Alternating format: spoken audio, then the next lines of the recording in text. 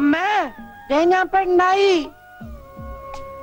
ഇതില് കണ്ട നോക്കി. എന്താ മോനെ ഇത്? ഇതാരാ വന്നിരിക്കുന്ന നോക്കിയേ. ആരാ? നിനക്ക് അമ്മൂനെ ഓർമ്മയില്ലേ? ചെറുപ്പത്തിൽ നീ ഇവളെ അമ്മിക്കുട്ടിന്നാ വിളിച്ചിരുന്നതേ. അമ്മിക്കുട്ടി. അത് ചെറുപ്പത്തിലേ ഉള്ള വിളിയല്ലേ, ഇനി നീ അവളെ അങ്ങനെ വിളിക്കണ്ട. എന്നാ ആട്ടുകല്ലേന്ന് വിളിക്കാം. ആട്ടുകല്ലേ. ഉണ്ണി. അവനൊന്നും കൃത്യമായിട്ട് ഓർമ്മയില്ല മോളെ. പാവം അമ്മ എപ്പോഴും ഇങ്ങനെയാ, ഒന്നും ഓർമ്മയില്ല.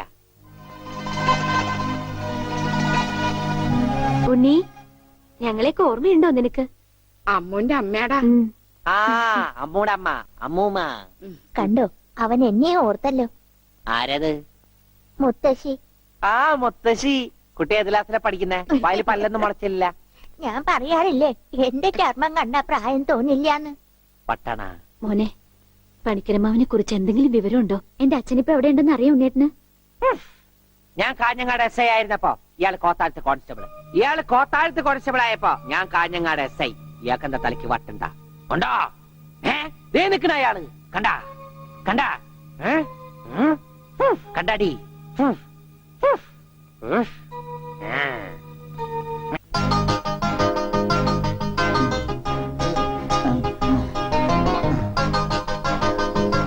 എങ്ങനെയുണ്ടാ ഞാൻ പാന്റ് എടുത്തിട്ട്? ഓ കൊള്ളാശാനെ. ഈ ബുദ്ധി കല്യാണത്തിന് തോന്നില്ലല്ലോ ഭഗവാനെ. അന്ന് പാന്റ് ഇട്ടിരുന്നെങ്കിൽ ഫസ്റ്റ് നൈറ്റ് മുമ്പ് സസ്പെൻസ് പൊളിയില്ലായിരുന്നു. ഓ ഫസ്റ്റ് നൈറ്റ് എന്ത് പറ്റി? അത് ഞാനൊരു ഇരട്ട വരയിട്ട ബുക്കിൽ എഴുതി തരാം. സൗകര്യം പോലെ ഇരുന്ന് വായിച്ചോ. സസ്പെൻസ് അറിയാൻ നടക്കും.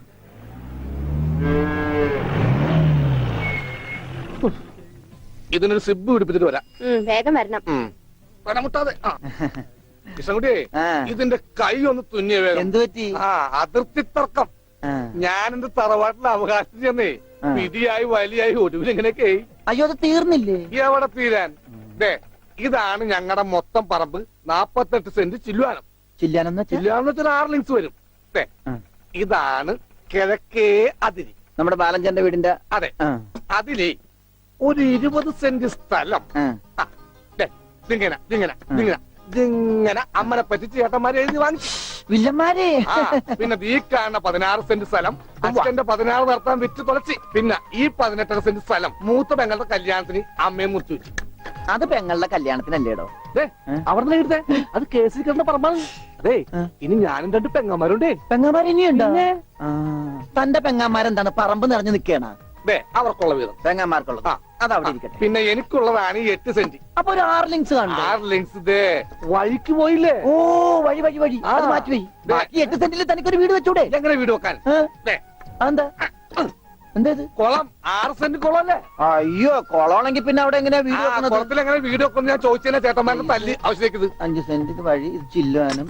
അതൊക്കെ വീട് എന്റെ അളിയൻ വന്നെന്ന് കേട്ട് അതാ ഞാൻ ധൃതി പിടിച്ചിട്ട് പോകുന്നത്. നീ കണ്ട കൃഷ്ണൻകുട്ടി? എങ്ങനെ വില ഗതിയും പിടിച്ചാണ് വന്നേക്കണത്? പിന്നെ വലിയ നിലയിലല്ലേ? എന്താ ബിസിനസ്? എക്സ്പോർട്ടിങ്. മുണ്ടില്ലേ മുണ്ട്, അതിന്റെ എക്സ്പോർട്ടിങ്. കല്യാണ ചെറുക്കം മുതൽ പ്രായമായ അപ്പന്മാർക്ക് വരെ മുണ്ട് എക്സ്പോർട്ട് ചെയ്യും. ദൈവമേ, എക്സ്പോർട്ടിംഗ് ആണ്. അപ്പ ഇമ്പോർട്ടിംഗും കാണും. വേഗം ചെല്ലി, ഇല്ലെങ്കിൽ ഇമ്പോർട്ടിംഗ് നടക്കും. അപ്പൊ ശരി എന്നാൽ വനജേ വണ്ടി വിട്ടേ വണ്ടി വിട്ടേ. ഒരാളെ ഒരു അപകടത്തിലേക്ക് പറഞ്ഞുവിടുമ്പോ എന്തൊരു മനസമാധാനം എന്നറിയാമോ? ഈ അതിർത്തി തർക്കം വന്നാലുള്ള കുഴപ്പമിതാ. ഈ കുളത്തിൽ എങ്ങനെ വീട് വെക്കണത്? ദൈവമേ, പോലീസുകാരന്റെ തുണിയിലാണ് വീതം വെച്ച് കളിച്ചത്.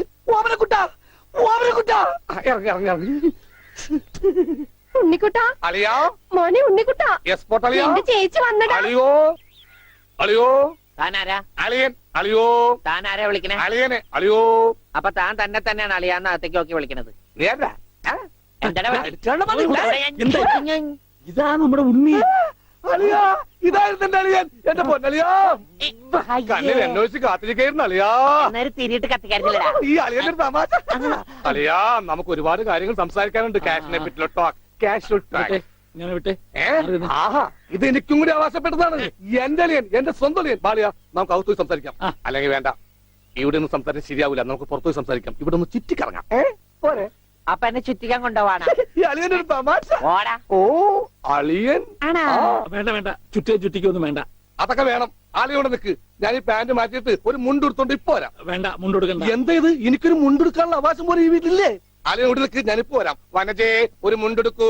ഓമനക്കുട്ട വേണ്ട, ഇവിടുത്തെ സാഹചര്യം നിനക്ക് അറിയാൻ വയ്യാത്തോട്ടാ. ആ അച്ഛാ, ആ. ആരാപ്പ പോയ കരിമ്പൂതം? അത് നിന്റെ ചേച്ചിയുടെ ഭർത്താവാ, വനജയുടെ. ആണാ? ഉം. ആരായി വനജ? എന്നാലും എന്റെ മോനെ നീ മഞ്ചിച്ചിട്ട് പേര് പോലും മാറുന്നു പോയല്ലോടാ. നീ വല്ലാതെ ക്ഷീണിച്ചു പോയി. അത് നീ തടിച്ചതുകൊണ്ട് തോന്നണതാ. ഇവിടുത്തെ അമ്മയുടെ ഭക്ഷണം ഒന്നും നിനക്ക് പിടിക്കണ്ടാവില്ല. അതുകൊണ്ട് വഞ്ചിച്ചിട്ട് അടുത്തേക്ക് പോന്നോളൂ. പിന്നെ നിന്റെ മുണ്ട് എക്സ്പോർട്ടിന്റെ ബിസിനസിന് ഇവിടത്തെക്കാളും നല്ലത് അവിടെയാ. അതുകൊണ്ട് മോനങ്ങോട്ട് പോന്നോളൂ.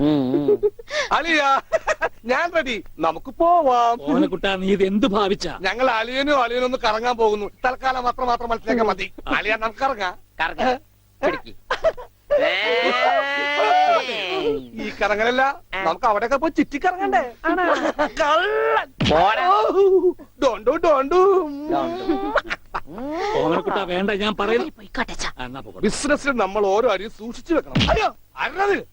ആരുമില്ല, ആരുമില്ല. ആരുല്ലേ? ദാ, സ്വന്തം തന്ത വരെ പിന്നിന്ന് കുത്തു. അയ്യോ ചവിട്ടിയാൽ പന്നി. ആരാ? ആരാ? ബാ. പെങ്ങളൊക്കെ ടി എസ് തന്നെ തുക തരുമോ അളിയ? വേണ്ടാ. വാളിയ. നോക്കച്ച എന്തൊരു ചേർച്ച. ഒരമ്മ പെറ്റ ആളിയന്മാരാണെന്നേ പറയൂ. ഈശ്വര. പോടാ പട്ടി. ഇത്രയും കാലമായിട്ട് നിന്റെ അസുഖം ഒന്നും മാറിയില്ലേ? എടി ഇത് ഞാനാടി, ഓമനക്കുട്ടൻ. അയ്യോ നിങ്ങളായിരുന്നോ? നീയൊന്ന് ഇങ്ങോട്ട് വന്നേ, വരുമ്പോ ഒരു മുണ്ടും എടുത്തോ. ഈ മനുഷ്യന്റെ ഒരു കാര്യം.